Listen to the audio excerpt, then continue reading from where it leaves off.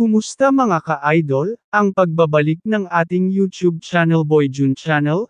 Sa ating video ngayong mga ka-idol, ating silipin ang channel ni Pugong Biyahero at ang channel ni Kalingap Rab. Ating tingnan kung sino sa kanilang dalawa ang may malaking kinikita dito sa YouTube ngayong bulan ng June 2025.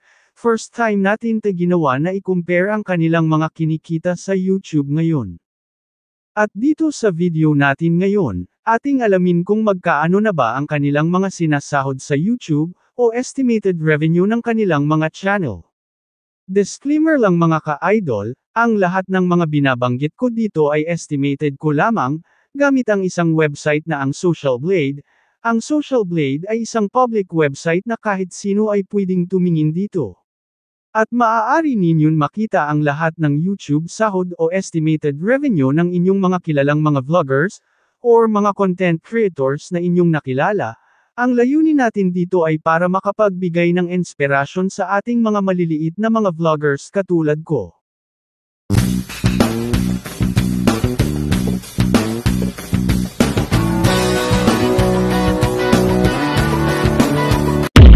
Sa dili pa tayo mag-umpisa ng ating video, huwag sanang kalimutang mag-subscribe, like at comment.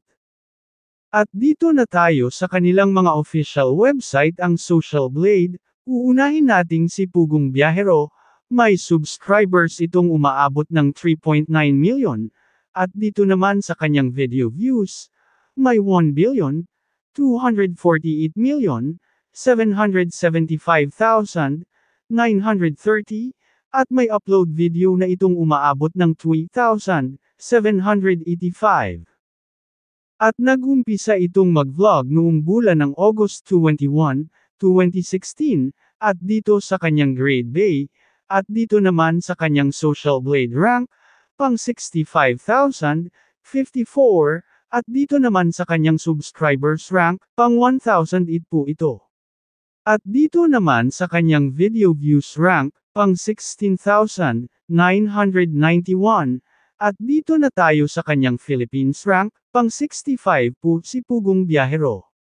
At sa kanyang people rank, pang 592 po si Pugong Biyahero, at dito na tayo sa kanyang the last 30 days na subscribers, mayroon itong 20,000 na kukuhang subscribers, at dito naman sa kanyang the last 30 days na video views, may 16 million itong nakukuha. At diretso na tayo sa kanyang monthly estimated earning. Sa lowest may nakuha itong $4,100 56 ang peso to US dollars ngayong June 16, kung ating ipalit sa peso. May 229,600 pesos itong nakukuha, at dito naman sa kanyang highest estimated revenue, may nakukuha itong 65,000 US dollars. Kung ating ipalit sa peso, may 3,640,000 pesos itong nakukuha. At dito naman tayo kay Kalingap Rab, may subscribers itong umaabot ng 3.48 million, at may video views itong umaabot ng 1,290,810,742, at may upload video itong umaabot ng 2,369, at nag-umpisa itong mag-vlog noong bulan ng December 8, 2019. At dito sa kanyang grade bay, at dito naman sa kanyang Social Blade rank, pang 40,248, at dito naman sa kanyang subscribers rank, pang 1,050 po ito. At dito naman sa kanyang video views rank, pang 16,314,